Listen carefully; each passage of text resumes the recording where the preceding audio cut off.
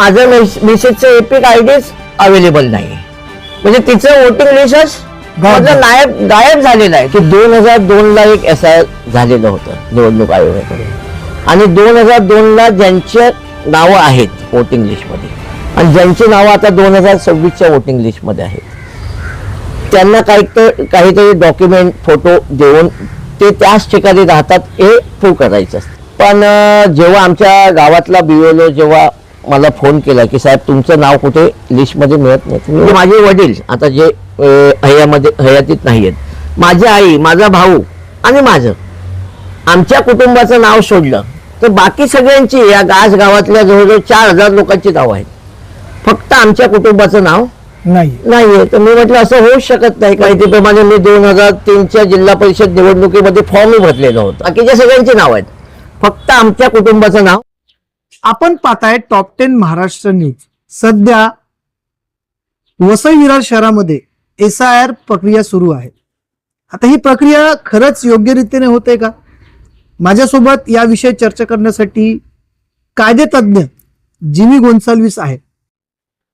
ते या विषयावरती महत्वपूर्ण खुलासा करणार आहेत. जाणून घेऊया नेमका त्यांना काय म्हणायचं आहे. जिमीजी, तुम्हाला नेमकं SIR प्रक्रियेबद्दल काय म्हणायचं आहे?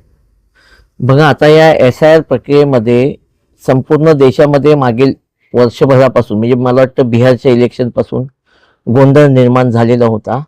आपण TV बातम्यामध्ये आणि संपूर्ण सोशल मीडियामध्ये ते ऐकत होतो की ह्या सगळ्या इलेक्शन कमिशनने हा सगळा घोळ घातलेला आहे. तीच गोष्ट बंगालमध्ये झाली. 91 लाख लोकांची मतदारांची मतं कापण्यात आली, आणि तेच कुठेतरी माननीय सर्वोच्च न्यायालयाने इलेक्शन कमिशनला हे केलं, गाईडलाईन दिल्या, आणि त्यानुसार आता महाराष्ट्र आणि बाकीच्या 2-3 राज्यामध्ये SIR ची प्रक्रिया चालू आहे, आणि आपल्या महाराष्ट्रामध्ये ही SIR ची प्रक्रिया चालू आहे, आणि वसईमध्येही त्या निमित्ताने SIR ची प्रक्रिया चालू आहे. आमच्या गावातला BLO ला मी फोन केला. मी मागच्या हप्त्यामध्ये वेलंकलीला होतो. बार कौन्सिलच्या सगळ्या प्रक्रियेमध्ये मी व्यस्त असल्यामुळे या गोष्टीत मला लक्ष घालायला वेळ न लागलेला. तर मला असं समजलं की SIR मध्ये कसं असतं की 2002 ला एक SIR झालेलं होतं निवडणूक आयोगाकडून, आणि 2002 ला ज्यांच्या नावं आहेत वोटिंग लिस्टमध्ये आणि ज्यांची नावं आता 2026च्या वोटिंग लिस्टमध्ये आहेत, त्यांना काहीतरी डॉक्युमेंट फोटो देऊन ते त्याच ठिकाणी राहतात हे प्रूव्ह करायचं असते. आणि ज्यांची नावं 2002 ला नसतात, समजा आताच्या याच्यामध्ये नाव असेल आणि 2002 ला त्यांचं नाव नसेल, तर 2002 ला च्या नाव नसल्यामुळे ते भारताचे नागरिक आहेत हे त्यांना प्रूव्ह करण्यासाठी 11 असे डॉक्युमेंट द्यायला सांगितलेले. गावातला BLO जेव्हा मला फोन केला की साहेब तुमचं नाव कुठे लिस्टमध्ये मिळत नाही, मी म्हटलं मी तर आता वोटिंग लिस्टमध्ये हे केलं. तर त्यांनी सांगितलं आत्ताच्या लिस्टमध्ये नाही, 2002च्या लिस्टमध्ये तुमचं नाव नाही.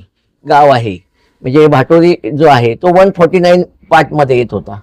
मग मी ते सगळं त्यांच्याकडून घेऊन मी इलेक्शन कमिशनचं ॲप डाउनलोड केलं, सगळं पाहण्याचा प्रयत्न केला.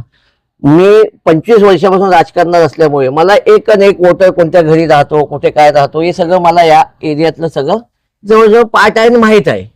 तर मी पाहिल्यानंतर आमचे म्हणजे माझे वडील आता जे हयातीत नाही आहेत, माझी आई, माझा भाऊ आणि माझं, आमच्या कुटुंबाचं नाव सोडलं तर बाकी सगळ्यांची या गावातल्या जवळजवळ 4000 लोकांची नावं आहेत. माझ्या माहितीप्रमाणे मी 2003च्या जिल्हा परिषद निवडणुकीमध्ये फॉर्मही भरलेला होता काँग्रेस पक्षातर्फे. त्यामुळे ह्या सगळ्या गोष्टी पाहिल्यानंतर मला थोडंसं विचित्र वाटलं. ग्रामपंचायत इलेक्शनमध्ये मी स्वतः माईक घेऊन फिरायचो, प्रचार करायचो. ग्रामपंचायतीमध्ये आम्ही रस्ते रंगवायचो, तेव्हा फ्लेक्स बॅनर हे काय नव्हते, त्यामुळे आम्ही त्या पद्धतीने प्रचार केलेल्याने एकदम सक्रिय आम्ही होतो. तर मी म्हटलं असं होऊ शकत नाही. तर मी म्हटलं ठीक आहे, मी त्यांच्याकडून सगळं हे वगैरे घेतलं, ॲप वगैरे घेतलं, शोधण्याचा प्रयत्न केला, मी त्याच्यात अभ्यास करण्याचा प्रयत्न केला. त्याच्यात तुम्हाला पुरावे द्यावे लागतात. 1986 अगोदरचे पुरावे द्यावे लागतात की तुम्ही इथे राहता म्हणून. पण आमच्या गोन्साल्विस कुटुंबामध्ये म्हणजे माझ्या वडिलांचे भाऊ, भाऊ, आमचे काका सगळे मिळून आमचे 100 मतं आहेत, बाकीच्या सगळ्यांची नाव आहेत, फक्त आमच्या कुटुंबाचं नाव काढले जाईल. तुम्हाला असं म्हणायचं की हे कोणतरी करत आहे. आता त्याच्यावर मी येतो ना. मग माझी मिसेस ही माणिकपूरची आहे, मग माझे मिसेसने माणिकपूरलाच नाव होतं तिचं, मग तिचं एपिक आय डी घेऊन ती माणिकपूरला गेली. आज गेली तर तिथे बघितलं तर माझं मिसेसचं एपिक आय डीच अवेलेबल नाहीये. म्हणजे तिचं वोटिंग लिस्टच गायब झालेलं आहे. 2002ला तिचं नाव नव्हतं. माझे सासू सासरा आणि माझे साहेब वगैरे आहेत, त्यांचं नाव होतं, कारण तेव्हा ती 18 वर्षाची नव्हती, त्यामुळे तिला वोटिंग नव्हतं. पण तिने आता 2024ला लोकसभेला मतदान केलं, विधानसभेला मतदान केलं, माणिकपूरला फिलोमिना स्कूलला मतदान केलं. आता तिचं नाव एपिक, तिचं नावाचं एपिक नो रेकॉर्ड फाउंड देतोय. म्हणजे हे कोणी जाणून बुजून माझं आणि माझ्या फॅमिलीचं नाव कापण्याचं काम केलंय का? तर ह्याच्यात मला कुठेतरी एक षड्यंत्र दिसतंय. म्हणजे हे नक्की निवडणूक आयोग हे सरकारच्या हातातलं भावलं झालंय का, की SIR झाली पाहिजे, बाहेरची लोक येतात, बांगलादेशी शोधायच्यात सरकारला, आपलं त्यांना समर्थन आहे, पण याचा अर्थ तुम्ही जे आहेत त्यांना त्रास द्यायचा आहे का? आता तुम्ही जर बघितलं तर मोदीजीची डिग्री मिळते का?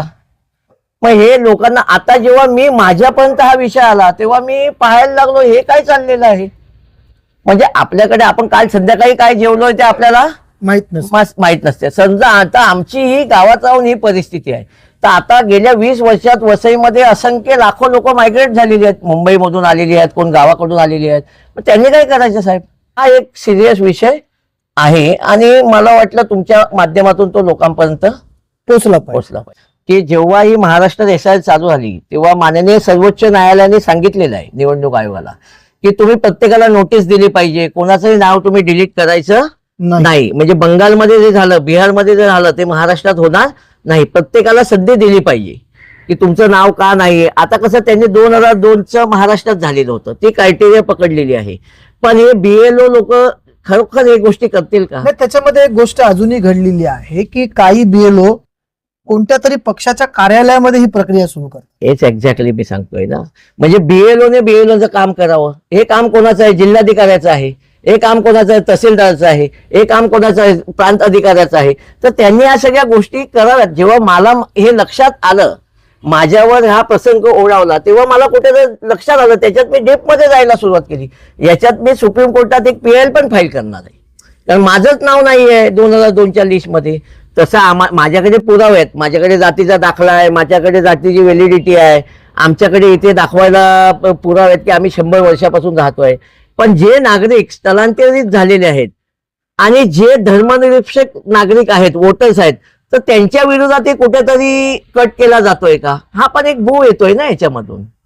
आपल्या सर्वांना याविषयी काय वाटतं कमेंटच्या माध्यमातून आपली प्रतिक्रिया आम्हाला जरूर कळवा. आणि तुमच्या बरोबर देखील असा काही प्रकार घडला असेल तर कृपया करून पुढची जी काही ऍक्शन आहे ती त्वरित घ्या. अन्यथा तुम्हाला मदत हवी असेल तर तुम्ही जिमी गोंसाल्विस यांना देखील संपर्क साधू शकता. Top 10 Maharashtra news, Vasai Virar.